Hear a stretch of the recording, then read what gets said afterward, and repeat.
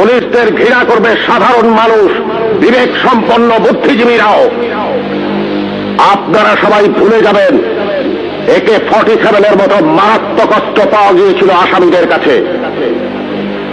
যদি জনগণের কাছে ধরা পড়ে ওই আসামিরা গণপিটুনিতে মারা যেত, আপনারাই বলতেন ভালো হয়েছে, পুলিশের কাছে গেলে ছাড়া পেয়ে যেত। একটা কথা মনে রাখবেন, পুলিশ কখনো আসামি ছাড়ে না। আসামি ছাড়ার অধিকার শুধুমাত্র বিচার বিভাগের।